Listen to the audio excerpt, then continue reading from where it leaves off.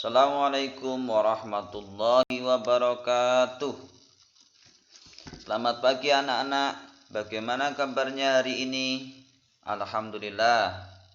Hari ini kita akan belajar masih tema 2, persatuan dalam perbedaan, subtema 1, pertemuan ketiga, rukun dalam perbedaan. Sudah siap semuanya? Persiapkan buku kalian. Kita akan belajar tentang persatuan dalam perbedaan. Muatan pelajaran yang akan kita pelajari hari ini adalah muatan bahasa Indonesia. Di sana ada kompetensi dasar 3.4, menggali informasi penting dari buku sejarah menggunakan aspek apa, di mana, kapan, siapa, mengapa, dan bagaimana. Muatan yang kedua adalah ilmu pengetahuan alam. Di sana kita akan belajar tentang KD 3.3, cara tumbuhan melindungi diri.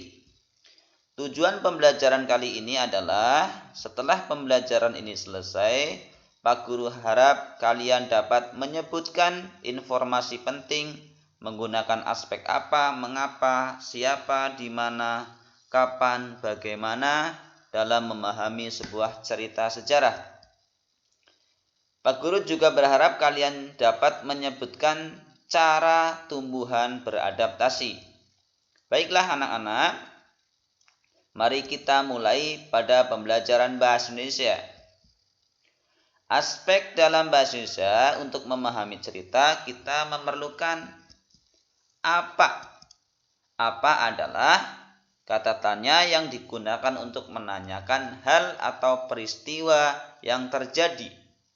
Yang kedua, siapa. Siapa digunakan untuk menanyakan seseorang atau pelaku yang terlibat dalam suatu peristiwa. Yang ketiga, kapan. Kapan digunakan untuk menanyakan waktu terjadinya suatu peristiwa. Kemudian ada kata tanya di mana.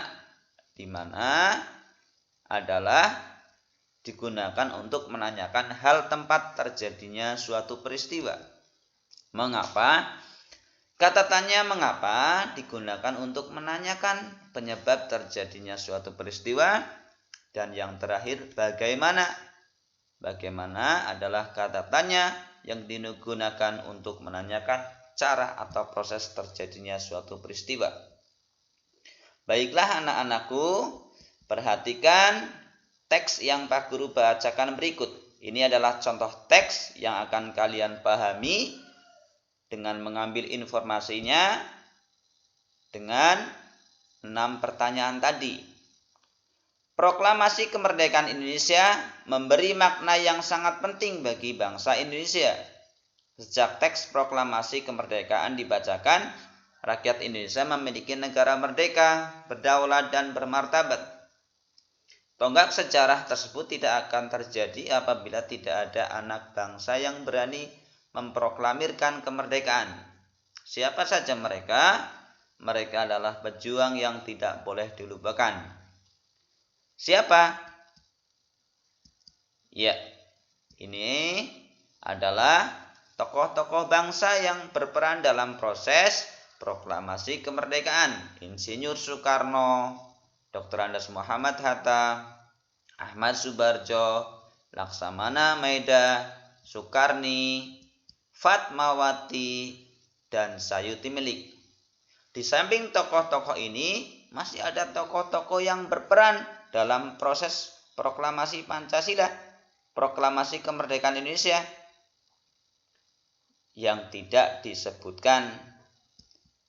Dari bacaan tersebut, ya, nanti Pak Guru akan memberi contoh bagaimana cara menggali informasi tersebut dengan kata tanya yang sudah Pak Guru sampaikan. Pak Guru contohkan. Proklamasi kemerdekaan dengan menggunakan kata tanya apa. Apa peristiwa yang terjadi? Misalkan seperti itu. Atau apa peranan Insinyur Soekarno dalam proses proklamasi. Nah, apa ini digunakan untuk menanyakan hal. Yang kedua, siapakah tokoh yang berperan dalam proklamasi? Kalian pasti tahu jawabannya. Yang ketiga adalah kapan berlangsungnya proses proklamasi kemerdekaan. Yang keempat, mengapa? Pak Guru contohkan, mengapa perlu adanya proklamasi? Itu jawabannya karena dengan adanya proklamasi, negara kita menjadi negara yang berdaulat, merdeka. Yang kelima adalah pertanyaan di mana? Di mana proklamasi kemerdekaan dikumandangkan? Di mana? Ayo. Di Jalan Pegangsaan Timur nomor 56 Jakarta. Yang terakhir, bagaimana prosesnya? Proses pembacaan proklamasi kemerdekaan. Prosesnya adalah dibacakan oleh Insinyur Soekarno dan didampingi oleh Muhammad Hatta. Itu adalah contoh pertanyaan yang kita gunakan. Ada 6 pertanyaan untuk menggali informasi sebuah cerita sejarah atau berita-berita yang lain. Kalau kita menggunakan 6 pertanyaan ini, insya Allah informasi yang didapat akan sesuai data, fakta, dan akurat. Baiklah anak-anakku, kita lanjutkan ke pembelajaran ilmu pengetahuan alam. Kita akan mempelajari tentang adaptasi tumbuhan. Sebelumnya, apa itu adaptasi? Adaptasi adalah penyesuaian makhluk hidup terhadap habitatnya atau lingkungannya. Kemarin kalian sudah belajar habitat tumbuhan. Habitat atau lingkungan tumbuhan, berdasarkan habitatnya, tumbuhan itu dibedakan menjadi berapa? Cerdas, menjadi 3. Ya, yang pertama adalah tumbuhan hidrofit. Tumbuhan hidrofit adalah tumbuhan yang sebagian tubuhnya ada di permukaan air. Anggota-anggota tubuhnya, anggota tanaman itu memungkinkan terjadinya hidup di lingkungan yang berair. Contohnya kangkung, enceng gondok, teratai, itu adalah tumbuh-tumbuhan hidrofit. Tumbuhan yang anggota-anggota tubuhnya bisa memungkinkan untuk hidup di air. Yang kedua adalah tumbuhan hygrofit. Mirip dengan hydrofit, tapi ini tidak di lingkungan yang selalu berair, tetapi tumbuhan ini hidup di lingkungan yang lembab. Tubuhnya terdiri atas bagian akar, batang, dan daun, seperti tumbuhan lain. Batangnya pada umumnya tidak tampak karena terdapat di dalam tanah. Daunnya yang mudah umumnya melingkar atau menggulung, contohnya paku-pakuan, pakis, itu adalah tumbuhan hygrofit. Dan yang ketiga adalah tumbuhan xerofit. Tumbuhan ini adalah tumbuhan yang hidup di daerah kering. Tumbuhan ini memiliki daun tebal, sempit, kadang-kadang berubah bentuk menjadi bentuk duri, sisik, atau bahkan tidak mempunyai daun. Batangnya yang tebal, ya, dan mempunyai jaringan untuk menyimpan air. Akarnya juga panjang untuk mencari keberadaan air. Ya, contoh tumbuhannya adalah lidah buaya, kaktus.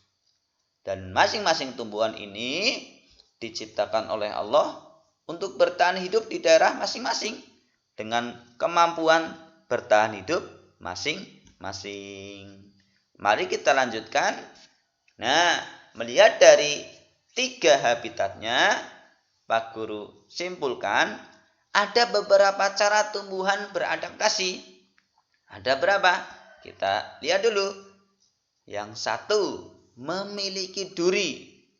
Ada beberapa tumbuhan yang memiliki duri pada batangnya, pada buahnya itu contohnya mawar, rotan, bugenvil, kaktus, salak, putri malu, durian, dan lain-lain. Itu adalah cara tumbuhan dengan memiliki duri. Ada yang lain? Tentunya ada. Memiliki rambut halus. Beberapa tumbuhan memiliki rambut halus. Bahasa gaulnya adalah gelugut. Bahasa trennya lugut. Pada batang atau daun itu lugut ini menimbulkan rasa gatal. Jika kalian hidupnya di desa pasti tahu bambu itu lugutnya kalau menempel di kulit itu pasti kita akan merasakan gatal, yaitu pada bambu, pada jagung, terong, tebu ya. Itu contoh tumbuhannya yang memiliki gelugut. Menghasilkan racun. Wah, ternyata ada tumbuhan juga yang menghasilkan racun. Tumbuhan yang menghasilkan racun adalah kecubung, jarak. Selanjutnya, nah ini yang sudah ada, memiliki daun yang tajam. Selain memiliki duri, tadi ada daun yang tajam pada tumbuhan. Contohnya, nanas, lidah buaya, kaktus. Kalau kaktus memang daunnya bermodifikasi menjadi duri.